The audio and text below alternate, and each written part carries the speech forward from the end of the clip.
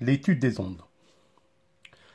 Alors dans ce chapitre de la physique, nous allons étudier un phénomène de vibration qui représente dans l'ensemble la propagation des ondes. Mais avant, j'aimerais bien poser la question, qu'est-ce que c'est que la physique? La physique est la science qui essaie de comprendre, de modéliser et d'expliquer les phénomènes naturels de l'univers et leur évolution.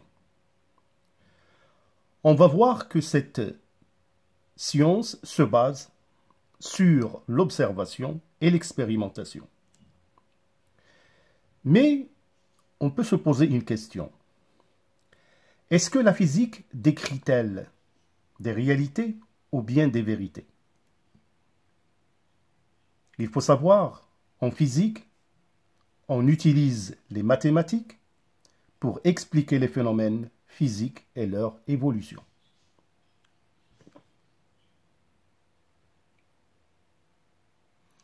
Une onde est la propagation d'une perturbation. Alors nous allons étudier l'onde mécanique progressive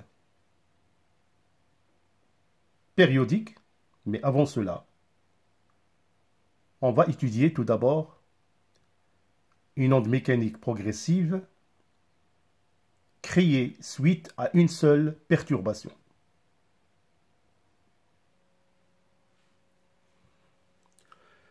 Pour mieux comprendre la propagation des ondes, en particulier le long d'une corde, on va utiliser un dispositif expérimental que vous observez en ce moment, qui va nous permettre, bien évidemment, de provoquer ces perturbations le long d'une corde.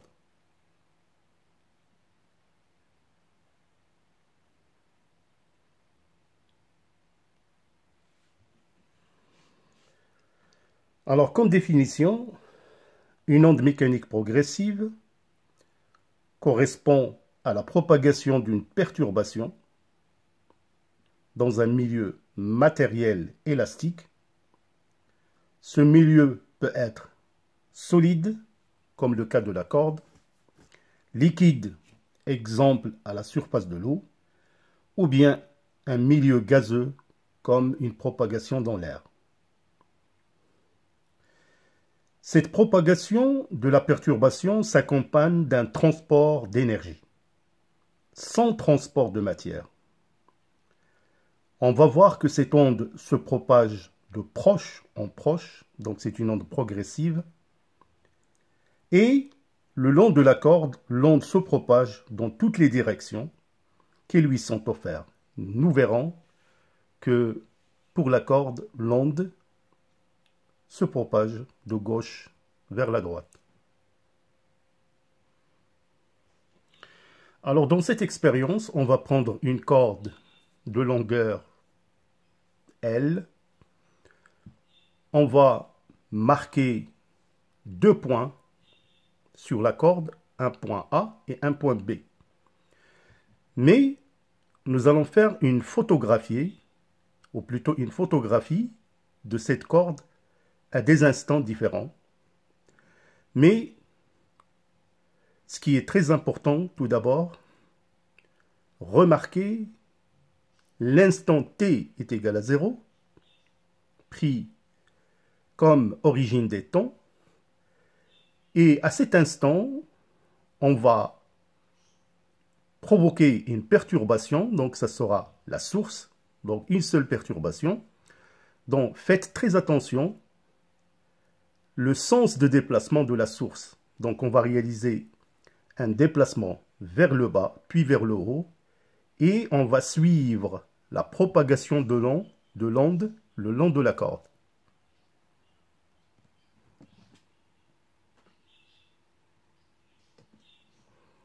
Donc perturbation vers le bas, puis vers le haut. Remarquez le point A. Donc il récupère sa position initiale. L'onde arrive en B.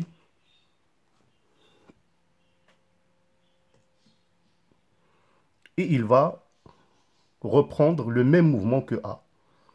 Et A reprend le même mouvement de la source en haut.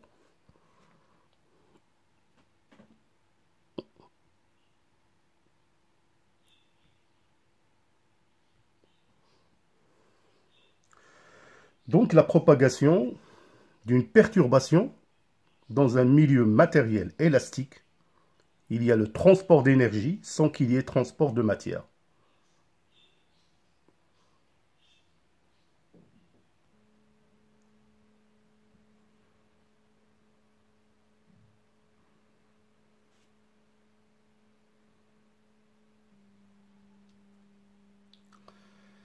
Alors donc, concernant la perturbation le long d'une corde, comme vous pouvez le remarquer, à l'instant t est égal à 0, on va provoquer une perturbation à partir d'un point S, considéré comme la source.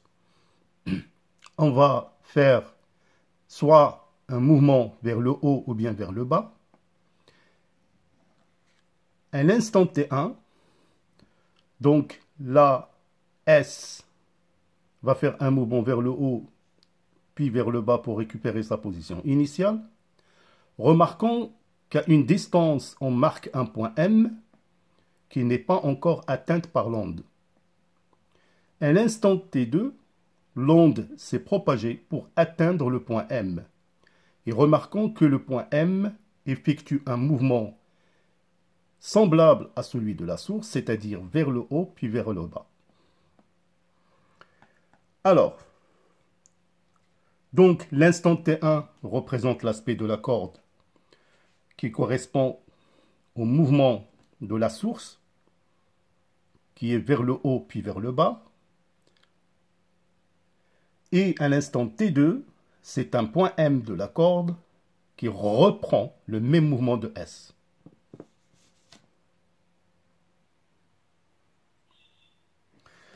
Alors donc pour le cas de la corde, la propagation de l'onde mécanique progressive est une onde qui est transversale, unidimensionnelle.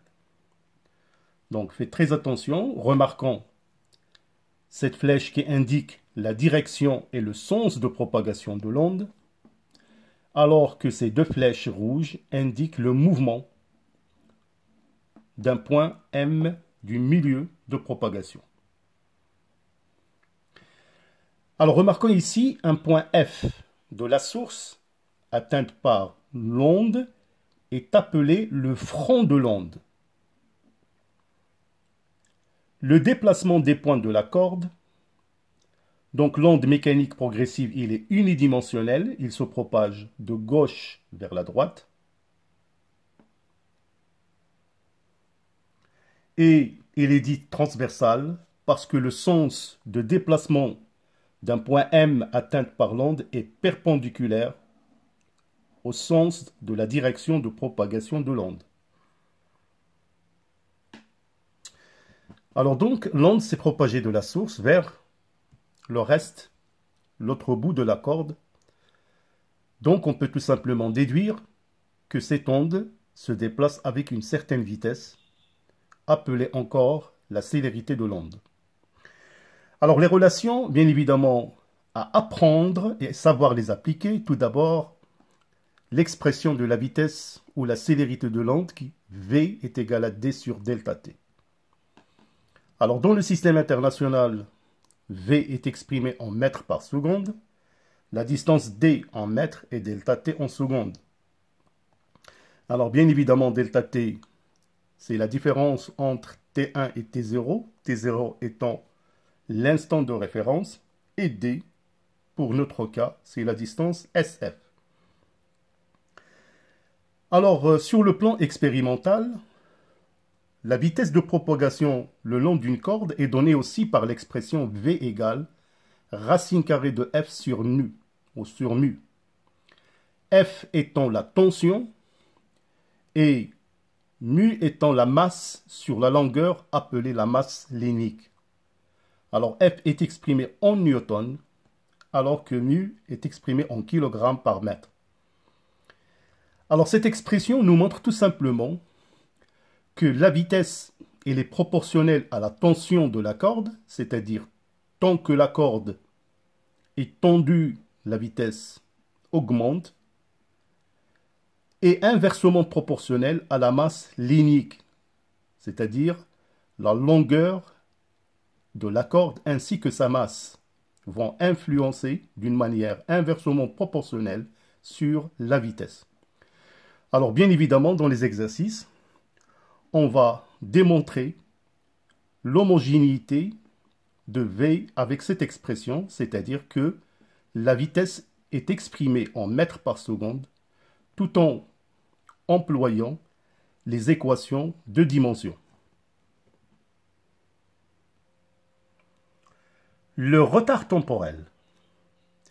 Alors nous avons vu bien évidemment que un point M du milieu de propagation reprend le même mouvement de S avec un certain retard, qu'on appelle le retard Tm, aussi appelé taux.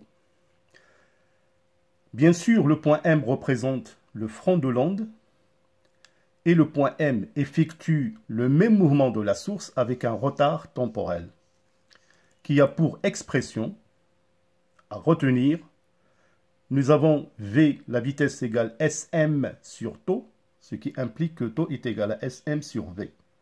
Taux est exprimé en secondes. Alors, quand il s'agit de deux points de la corde,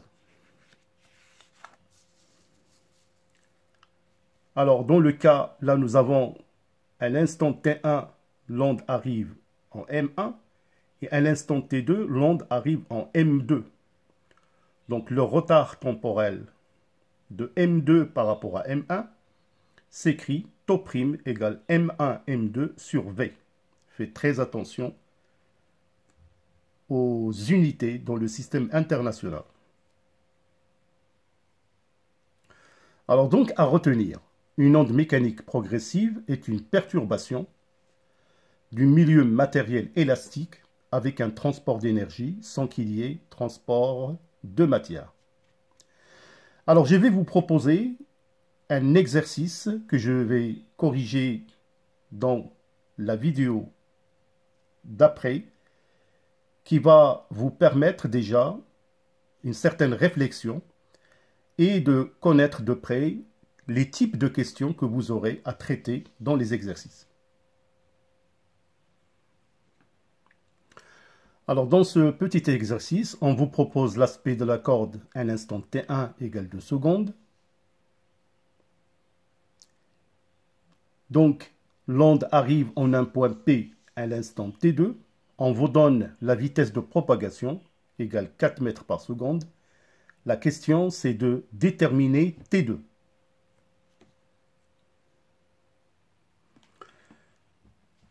Donc, un autre exercice, là, on propose les ondes suivantes. Donc là, on vous donne des aspects 1, 2, 3 et 4. Alors la question, c'est que d'écrire le mouvement des points F, M, P et N et celui de S, la source. Donc quand on dit décrire le mouvement des points suivants, c'est-à-dire dites si le mouvement de ces points a été au début vers le haut ou bien vers le bas, avec une justification.